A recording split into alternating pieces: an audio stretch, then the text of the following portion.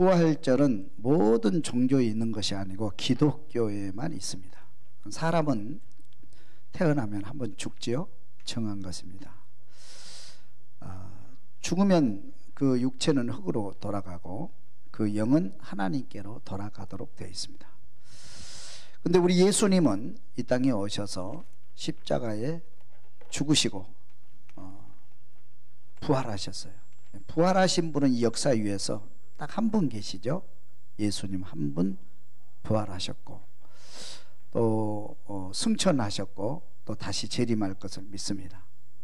그런데 예수님의 죽음과 부활이 나와 무슨 상관이 있느냐, 우리와 무슨 상관이 있느냐 한번 살펴보면서 우리 예수님의 죽음과 부활을 보면서 저와 여러분 또 다시 한번 말씀을 묵상하고 부활절을 이렇게 새롭게 하는 그런 절기가 될 수 있기를 바랍니다. 예수님이 잡히시다. 그래서 예수님이 잡히시다. 대제사장들이 예수를 잡으려 한다. 그래서 대제사장들이 예수를 잡으려 한다. 우리 마태복음 26장 3절 이하 함께 읽습니다. 그때에 대제사장들과 백성의 장로들이 가야바라 하는 대제사장의 관정에 모여 예수를 흉계로 잡아 죽이려고 의논하되 말하기를 밀란이 날까 하노니 명절에는 하지 말자 하더라. 명절에는 하지 말자 하더라. 예수님께서 이 땅에 오셨을 때 대제사장들이 맨 먼저 반응을 했죠. 예수님 성전에서 성전 정화를 하시고 또 말씀을 전하시고 또 마지막 유월절에 오셨을 때에도 성전 정화를 하셨죠. 그래서 대제사장들은 예수님을 뭐 이렇게 별로 좋게 여기지 않고 또 예수님을 자기의 적으로 여기게 됩니다. 그래서 예수를 잡아 죽일 음모를 꾸미는데 특별히 그 마지막 유월절 때 예수님 오셨을 때 그들은 결의를 합니다. 모여서 이번 절기 때는 반드시 예수를 잡아서 죽여야 된다. 밀란이 이렇게 나고 사이가 어지러운데 예수 한 사람 죽는 것이 가하다. 이렇게 가야바가 그렇게 생각을 하고 그들 실행하게 됩니다. 실행하려고 하니까 또 또 6월절이라 사람들은 너무 많이 모이고 또 밀란이 들어와서 그 연기합니다. 이번 절기 끝나고 실행하자. 끝나고 실행하자. 그래서 일단 이 6월절 절기 이전에는 예수를 잡는 것을 뒤로 미뤘어요. 그런데 갑자기 문제가 발생합니다. 가룟 유다가 예수를 배신하게 되죠. 가룟 유다가 예수를 배신하게 됩니다. 우리 마태복음 26장 23절 이하에 다 같이 한번 또 읽습니다. 대답하여 이르시되 나와 함께 그릇에 손을 넣는 그가 나를 팔리라. 인자는 자기에 대하여 기록된 대로 가거니와 인자를 파는 그 사람에게는 화가 있으리로다. 그 사람은 차라리 태어나지 아니하였더라면 제게 좋을 뻔하였느니라. 예수를 파는 유다가 대답하여 이르되 라삐여 나는 아니지요. 대답하시되 내가 말하였도다 하시니라. 최후의 만찬석에서 지금 하는 대화거든요. 그 뒤로 가룟 유다는 바로 예수 곁을 떠나서 예수님과 그의 제자들은 산으로 기도하러 가시고 가룟 유다는 예수를 팔러 갑니다. 그래서 대제사장들에게 고소 고발을 하고 예수를 배신하게 되죠. 그래서 결국 이 대제사장들이 예수 잡는 것을 유월절 끝나고 실행하자 이렇게 결정을 했는데 갑자기 가룟 유다가 와서 예수를 고발하고 예수 잡을 기회를 제공합니다. 그래서 계획을 바꿉니다. 갑자기 계획을 바꿔서 바로 가룟 유다와 대제사장의 이제 군졸들이 예수를 잡으러 이제 기도하는 곳에 들이닥치게 되고 또 예수님께서 그때 잡히게 됩니다. 자, 예수님이 잡히시는 장면 한번 봅니다. 예수님이 잡히시다. 마태복음 26장 47절 다 같이 말씀하실 때에 12 중에 하나인 유다가 왔는데 대제사장들과 백성의 장로들에게서 파송된 큰 무리가 칼과 뭉치를 가지고 그와 함께 하였더라.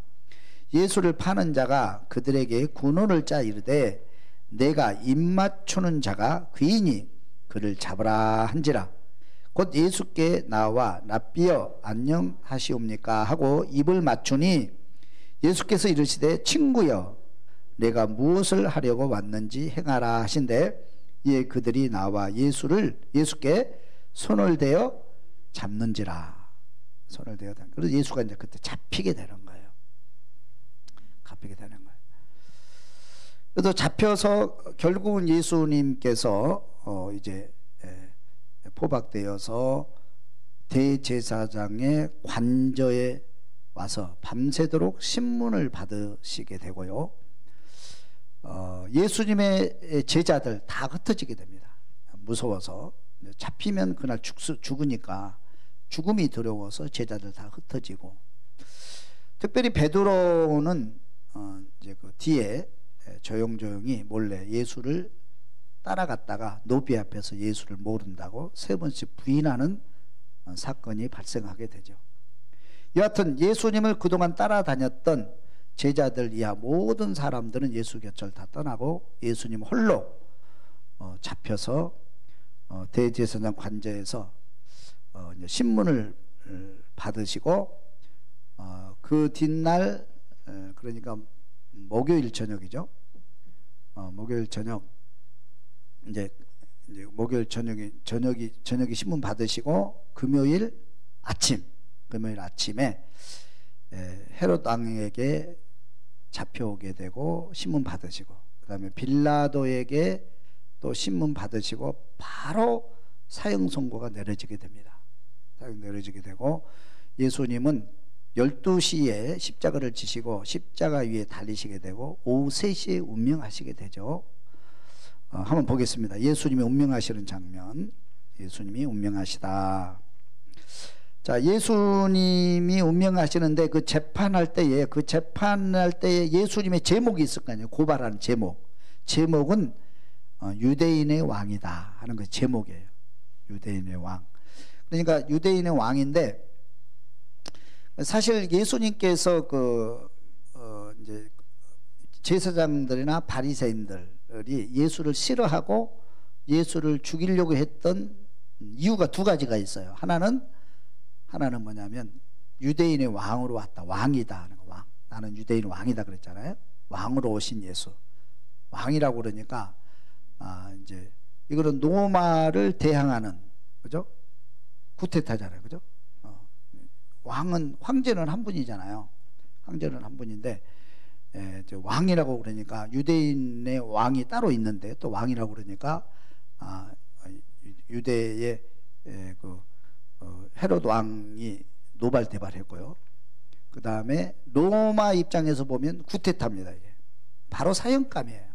자기가 왕이라고 그러면 로마에 대항하는 정치적인 거기 때문에 그런 죄를 하나 뒤집어 씌웠고요.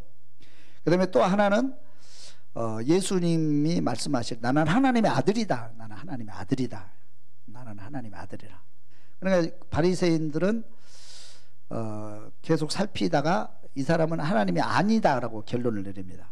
율법을 어긴 자기 때문에, 율법을 어긴 자고 특별히 안식일을 어긴 자기 때문에 안식일에 병 고치시고 안식일에 일하는 것을 보면서 이 사람은 하나님의 아들이 아니다, 그렇게 결론을 내리게 됩니다. 그래서 예수님을 신성모독죄, 하나님을 모독하는 신성모독죄로 돌로 쳐 죽이는, 바리새인들의 법에 의하면 돌로 쳐 죽여야 되고요, 하나님을 모독하기 때문에.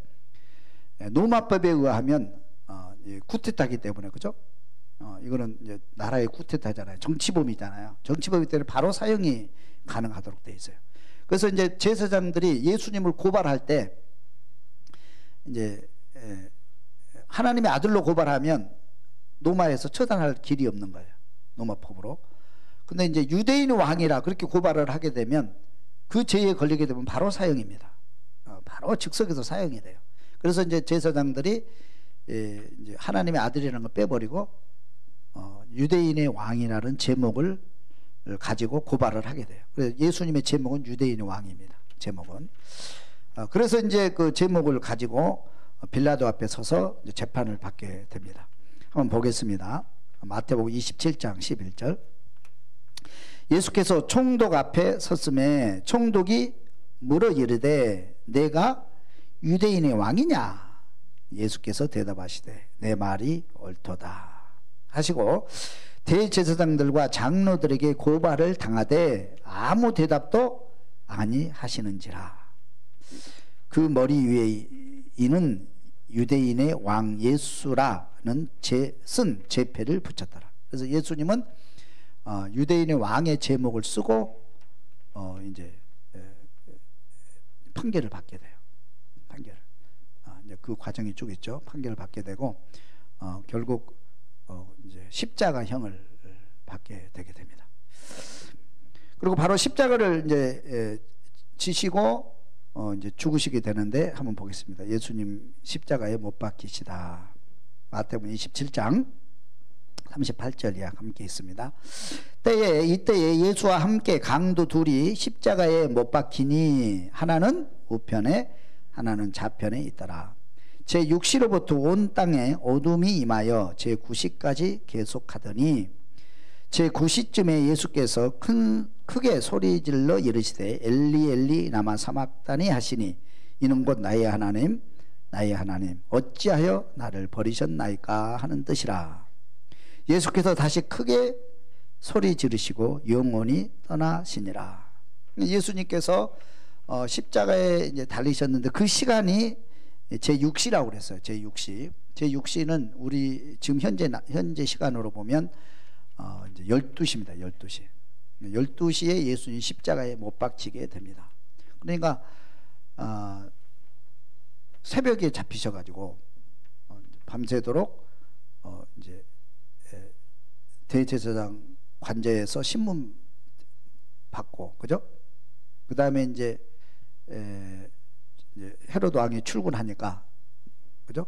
출근해가서 바로 이제 헤로드 왕에게 갔다가 그 다음에 빌라도에게 가서 재판 받으시고 12시에 십자가 지시거든요. 그러니까 뭐 세상 어떻게 이렇게 아무리 그래도 너무 빠르지 않아요, 그죠? 어떻게 이렇게 뭐 몇 시간 만에 그냥 판결하고 바로 십자가형을 한다는 것은 있을 수 없는 일인데 이거는 이제 하나님의 계획대로 이루어지는 겁니다. 그리고 이제 12시에 십자가에 매달려서 3시간 만에 운명을 하시게 돼요. 3시간 만에. 제 9시니까 9시는 오후 3시입니다. 3시에 운명하시고 예수님께서 이제 그날 밤에 이제 그 다음 날에 이제 안식일이니까 안식일 날 계시고 안식 후 첫날 새벽에 부활을 하시게 됩니다. 새벽에 부활을 하시게 돼요.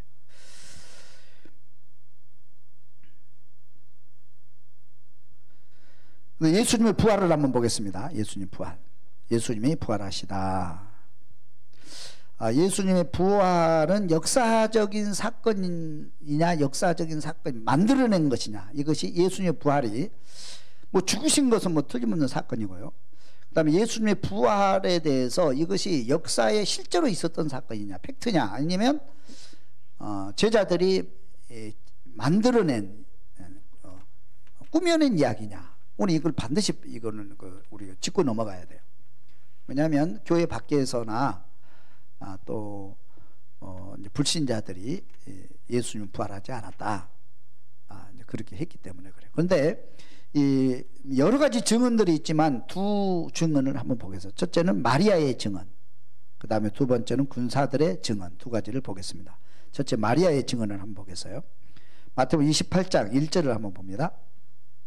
안식일이 다 지나고 안식 후 첫날이 되려는 새벽에 막달라 마리아와 다른 마리아가 무덤을 보려고 갔더니 큰 지진이 나며 주의 천사가 하늘로부터 내려와 돌을 굴려내고 그 위에 앉았는데 그 형상이 번개 같고 그 옷은 눈같이 희건을 지키는 자들이 그를 무서워하여 떨며 죽은 사람과 같이 되었더라.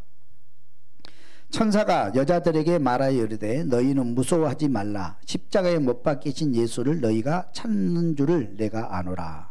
그가 여기 계시지 않고 그가 말씀하시던 대로 살아나셨느니라. 그가 말씀하시는 대로 살아나셨느니라. 와서 그 누우셨던 것을 보라. 그러니까 이제 마리아가 이제 옥합을, 그러니까 이제 유대인들은 시신에게 이제 그 썩지 않도록 이렇게 기름을 발라주는 그런 예식이 있는데 그것도 못하고 바로 이제 장사를 했잖아요. 장사를 했고, 그 예수님이 장사드린 이제 그 묘지는 요셉 아리마대 요셉의 무덤이었어요. 아리마대 요셉은 부자인데 부자들은 특별히 개인 무덤을 가지고 있거나 가족 무덤을 가지고 있어요. 그래서 이제 자기 개인 무덤을 가지고 있고 미리 이제 그 사람들은 무덤 미리 준비해 놓거든요. 그래서 이제 돌로 이제 그 입구를 막아 놓는 그런 형태의 무덤입니다. 근데 예수님께서 갑자기 그곳에 장사 지내면서 너무 빠른 속도로 지내고 또 죄인이기 때문에 이제 그 기름을 발라주지를 못했어요. 그래서 이제 마리아가 예수님 시신에 그걸 바르려고, 예수님 부활을 보려고 온 건 아니에요. 근데 예수님은 살아생전에 부활하신다 계속 말씀을 하셨지만 그 부활을 믿는 사람은 거의 없어요. 그죠? 제자들도 정말 그럴까? 뭐 그랬지. 부활을 믿고 준비한 사람은 거의 없었던 것 같아요. 특별히 대제사장들 입장에서는 이제 대제사장들은 사두개파거든요. 사두개파는 신앙이 뭐냐면 부활 신앙을 믿지 않습니다. 부활을 믿지 않아요. 그렇기 때문에 더구나 예수님이 부활한다는 것은 이거는 받아들일 수가 없는 거예요. 그러나 예수님께서 계속 내가 죽은 다음에 부활할 거다 그렇게 얘기를 하시니까 혹시라도 제자들이 시신을 훔쳐갔다가 예수님 부활했다고 그렇게 말하면 이것이 큰 밀란이 될 것이라고 우려되어서 이제 어떻게 하면 좋겠느냐, 어떻게 하면 좋냐 의논하다가 결론을 어떻게 내리냐면, 그러면 그 무덤에 임봉을 하고 이렇게 누구도 이 무덤 문을 열지 못하도록 임봉을 하고 군사들을 시켜서 그 무덤 문을 지키게 하라. 혹시나 누가 훔쳐갈지 모르니까. 그렇게 이제 결론을 내리고 그렇게 합니다. 그런데 이제 마리아가 이렇게 오면서 이제 옥합을 그 시신에 받을 기름병을 가지고 오면서 걱정을 합니다. 두 가지 걱정이, 하나는 군사들이 지키고 있는데 우리가 어떻게 들어갈 수 있느냐 하는 문제하고요. 또 하나는 이 무덤에 그 돌이 있는데 여인의 힘으로는 그 돌을 굴릴 수가 없어요. 이 돌을 누가 굴려줄 수 있느냐 걱정을 하면서 여하튼간에 뭐 누가 도와주겠지 뭐 막연한 생각에도 무조건 예수님을 먼저 만나야 되는 그 생각 때문에 그 생각에 이제 오게 되는 거예요. 그런데 딱 와서 보니까 무덤 문이 굴려져 있는 거예요. 무덤 문이 열려져 있는 거예요. 그리고 그 무덤을 지키고 있던 군사들은 기절해 있는 거예요. 무서워서 벌벌 떨고 뭐 죽은 사람처럼 이렇게 놀라고 기절해 있는 상태고. 그런데 천사가 그곳에 나타나서 이렇게 확 광채가 나오면서 천사가 나타나서 너희들이 예수를 만나려고 하는 걸 내가 안다. 그러면서 이제 저기 안을 들어가 봐라. 들어가니까 예수님 시신이 없는 거예요. 예수님은 부활하셨다. 그렇게 천사들이 알려줍니다. 예수님 여기 계시지 않고 부활하셨다. 그건 이제 그 세마포만 개어져 있는 거예요. 세마포만. 예수님이 안 계시고 부활하셨다. 예수님 그 부활하신 예수님 너희들보다 먼저 갈릴리로 가셨으니까 너희들은 갈릴리로 제자들에게 빨리 알리고 이 사실을 알리고 갈릴리로 가서 예수님을 만나라. 그래서 마리아가 이제 깜짝 놀라서 또 그 사람들은 또 영적인 사람들이기 때문에 금방 그 말을 알아들어요. 천사와 대화가 가능했던 것 같아요. 그래서 이제 그 말을 믿고 이렇게 돌아서서 오는데 뭐냐면 예수님을 만나게 됩니다. 부활의 예수님을. 두려워 떨고 있을 때 두려워하지 말아라.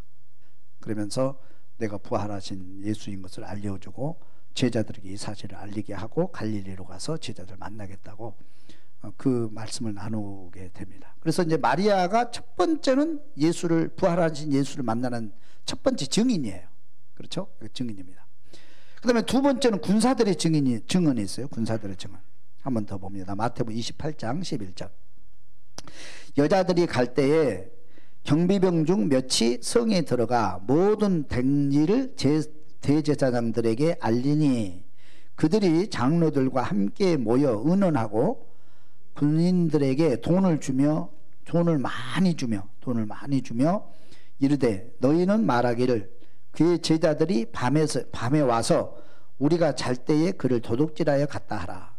그러니까 이제 그 군병들이 기절을 했었잖아요. 기절을 해서 보니까 무덤 문은 열려져 있고 예수님은 안 계시는 거예요. 그죠? 이 된 사실을 군인들도 이제 다 알거든요. 부활하신 사실을 알아요. 그래서 이제 대제사장이 빨리 달려 이걸 보고를 합니다. 이럴 때 예수님이 부활하셔서 이런 사건이 있었습니다. 그러니까 이제 그 마리아가 온 것도 다 알죠. 다 지키고 있었으니까. 그래서 좀 보고를 하니까 대제사장들이 이 사실을 믿을까요, 안 믿을까요? 이걸 믿을 수가 없는 거죠. 믿을 수 없는 사건이 일어난 거잖아요. 그럼 보고를 하니까 믿을 수는 없지만 또 안 믿을 수도 없는 거예요. 그죠? 이 보고를 받고 믿을 수도 없지만 또 그 사실을 안 믿고 그냥 방치할 수도 없는 거예요. 그래서 대제사장들이 깜짝 놀래가지고 정말 놀란 거죠. 이건 보통 놀릴 사건이 아니잖아요. 예수님이 부활이 없다고 믿는데 지금까지 역사에 의해서 부활한 사람 한 명도 없잖아요. 그죠? 한 명도 없었는데 예수님 부활하셨다, 뭐 천사가 나타났다, 뭐 마리아가 이렇게 됐다. 이걸 보고를 받으니까 이제 그거를 사실을 본 군인들은 실제 눈으로 본 거잖아요. 자기들 경험한 거, 그죠? 여하튼간에 이거를 가서 빨리 제사장에게 알렸는데 제사장들은 이걸 믿질 않아요. 믿지 않는데 제일 두려운, 그 사람들이 두려운 것은 자기 밥줄입니다. 자기 밥줄이에요, 그 사람들. 세상 사람들 지금도 그런 것 같아요.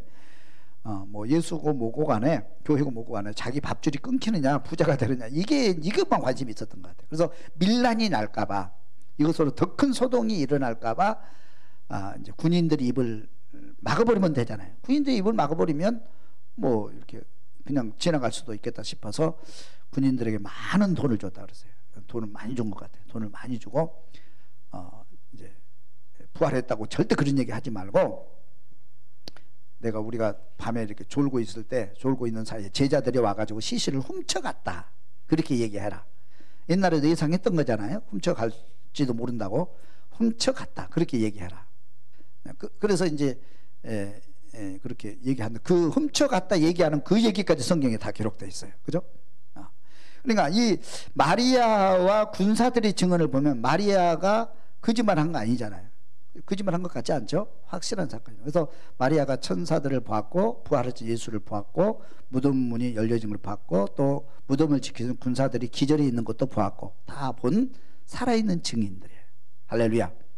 그 다음에 군사들은 하나님을 모르는 사람들이고 또 예수를 모르는, 전혀 믿음이 없는 사람들이에요. 그렇지만 이 군사들도 그 눈에 보이는 사실을 확인하고 대제사장들이 보고하는 것을 보면 그들이 부활한 예수를 직접 목격했다는 것을 우리가 볼 수가 있습니다. 여하튼 이 세상에 사람이 죽으면 그대로 끝나는 것이지만 우리 예수님은 약속대로, 예언한 대로 죽으셨다가 부활하셨다는 사실을 믿을 수 있기를 주님의 이름으로 축원합니다.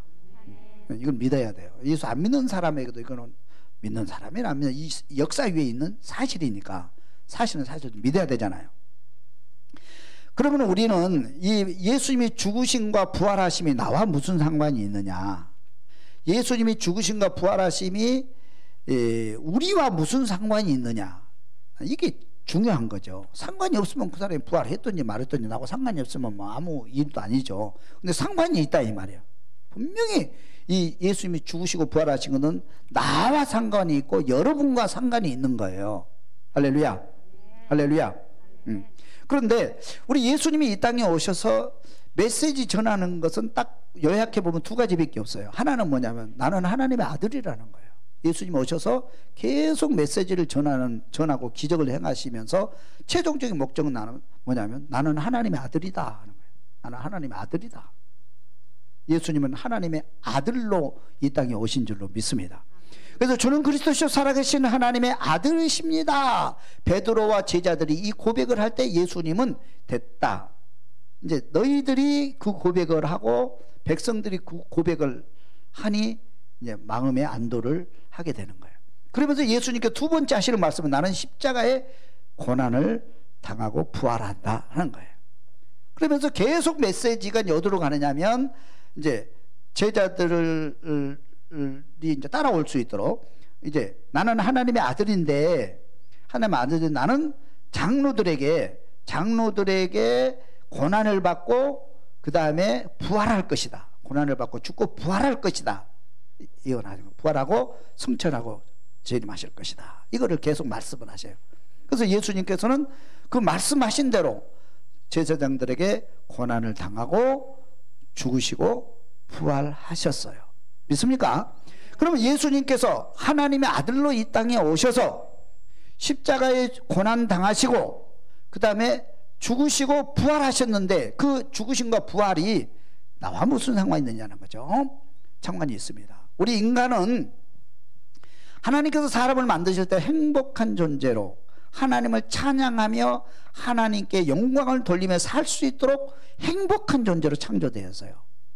사람은 행복하게 살 수 있도록 창조되었어요. 그런데 사람은 죄를 짓고 하나님 곁을 떠났고 우리는 불행하게 되었고 우리는 심판을 면할 길이 없게 되었습니다. 그래서 우리가 이 땅에 살면서 인간이 반드시 해결해야 될 문제가 있는데 이게 뭐냐면 죄 문제란 말이에요. 죄 문제. 이 죄 때문에 사람은 하나님을 떠나게 되고 하나님의 축복을 떠나게 되고 죄 때문에 불행하게 되고 죄 때문에 더 큰 죄를 짓게 되고 더 많은 죄를 짓게 되고 악을 행하게 되고 사람 불행하게 되고 나중에 심판받아 지옥에 갈 수밖에 없는 존재가 됐단 말이에요. 그래서 저와 여러분들이 사람답게 살려면 행복하게 살려면 죄 문제 해결해야 돼요. 죄 문제 해결해야 돼요. 근데 우리는 죄 문제 해결할 수가 없잖아요. 그래서 예수님께서 저와 여러분을 죄 문제 해결해 주시기 위해서 저와 여러분들의 죄 문제를 해결해 주시기 위해서 십자가에 죽으시고 부활하신 줄로 믿습니다. 그래서 저와 여러분들이 예수를 믿으면 죄사함을 받는 거예요. 내가 예수를 믿고 예수를 영접하고 예수를 믿으면 예수님께서 나를 위해서 십자가에 죽으시고 부활하셨습니다. 이 사실을 믿으면 믿는 순간에 저와 여러분들이 죄 문제가 해결된다 이 말이에요. 할렐루야. 죄 문제 해결되면 우리는 의롭게 살 수 있고 선하게 살 수 있고 행복하게 살 수 있고 천국에 갈 수 있는 거예요. 할렐루야. 두 번째는 이 죄를 지켜하고 우리를 악으로 이끌어가는 힘이 있는데 그게 사탄이란 말이에요. 사탄이 우리를 악으로 끌고 가고 죄로 끌고 가고 우리를 심판으로 끌고 가고 사탄은 우리를 지옥으로 끌고 가는 악한 영이란 말이에요. 그 악한 영의 손에서 우리가 빠져나올 수 있는 길이 없는 거예요. 우리 힘으로는 악한 사탄의 손에서 빠져나올 길이 없어요. 그래서 예수님께서는 십자가의 죽으심으로 자기 생명을 내어주시면서 저와 여러분을 사탄의 손에서 이끌어낸 줄로 믿습니다. 그래서 예수를 믿으면 저와 여러분들은 사탄의 손에서 해방되어 이제는 하나님의 자녀가 되는 거예요. 사탄의 자식에서 하나님의 자녀로 신분이 바뀌어지게 된다 이 말이에요. 그렇기 때문에 예수를 믿으면 저와 여러분들은 이제 더 이상 사탄의 자식이 아니고 하나님의 자녀가 되어서 하나님의 자녀의 축복을 누리며 살 수 있도록 한 거예요. 그래서 예수를 믿어야 되는 거예요. 할렐루야. 할렐루야. 그리고 예수를 믿음으로 인해서 우리는 의의 옷을 입고 이제는 이 세상 끝날 때 우리는 육체를 몸을 입고 있기 때문에 안 믿는 사람도 죽고 우리도 죽잖아요. 육체가 죽은 다음에 우리는 심판받지 아니하고 영원한 나라, 새하늘과 새 땅, 사탄이 없고 죄가 없는 영원한 나라, 그 새하늘과 새 땅에 들어가게 될 줄로 믿습니다. 아멘. 그래서 예수가 예수를 중심으로 예수를 믿으면 제사함 받고 하나님의 자녀되고 행복하고 복되게 사람답게 살다가 영원한 나라 천국에 간다 이 말이에요. 반대로 얘기하면 예수를 믿지 않으면 죄 속에 불행하게 살다가 심판받아 지옥에 갈 수밖에 없다 그런 거예요.